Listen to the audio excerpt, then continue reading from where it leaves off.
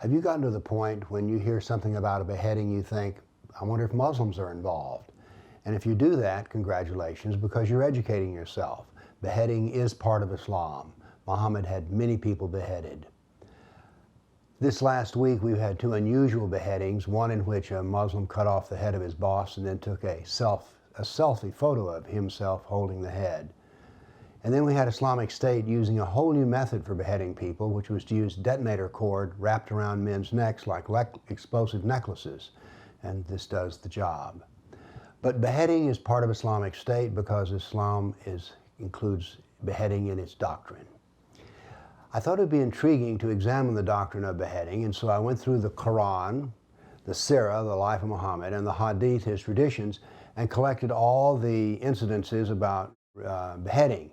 And so I took the sentence and embedded it in the paragraph, and so I have here 12 pages, which I'm not going to read all to you, of beheading quotes. So by the way, there's only one in the Quran, there are 9 in the Hadith, and there are no less than 41 references to beheading in the Sira.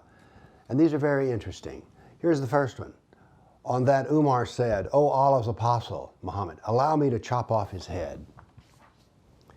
"O Allah's apostle, allow me to chop off his head." Once again, Umar. "Allow me to cut off the head of this hypocrite." Now this is interesting because here we have the idea that beheading someone because they're not a good enough Muslim. Now this is something that Islamic State does, so when they cut off the head of a Muslim who's not being a good enough Muslim, they're following the example of Muhammad. The head of Al-Hussein was brought to Zayad and was put in a tray, and Zayad started playing with a stick at the nose and the mouth of Al-Hussein's head, saying something about his handsome features. This is an odd note, isn't it? To remember, this is part of sacred literature. "Umar, let me take off his head. By God, this man is a false Muslim." Well, here we have the same thing happening again, that it's okay to cut off the head of a man who is not a real Muslim. Here's a bit of history.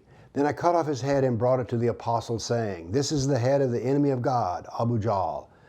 'Is it?' 'Yes,' I said, and threw the head before the apostle, and he gave thanks to Allah." Intriguing. "And a blow with swords which severed their heads, with waving swords flashing in your hands like lightning, sending his head flying as they glitter. When the army's leaders were left prostrate, their heads like slices of melon. Had we returned, we should have made a clean sweep of them, with Indian swords above their head, delivering blow after blow. The heads of the Kharajis that morning by the side of the Saul were like sliced melons." Then he sat down and his head was struck off. "Stepping into the breach, cutting heads to pieces. Sharp swords in our heads, cutting through heads and skulls. Ask if he might go with 100 men and recover the rest of the herd and behead the thieves. Order me to do it and I will behead him. And we have fought you about its revelation with strokes that remove heads from shoulders. Submit and testify there is no God but Allah and that Muhammad is the apostle of God before you lose your head." Now, you know, it's said by Muslims that no one was ever converted at the edge of a sword, and yet here we've just given a quote in which a man did convert under the threat of being killed by the sword. So, threatening someone with their life or converting, that's part of Islam. Well, these are just a few of the quotes that involve beheading. So the next time you hear of a beheading in the news and you think, I wonder if it's Islamic, it probably is, because beheading is pure Islam. So now then, you've had one more lesson in the doctrine of Islam. Beheading is the way of Muhammad. Thank you.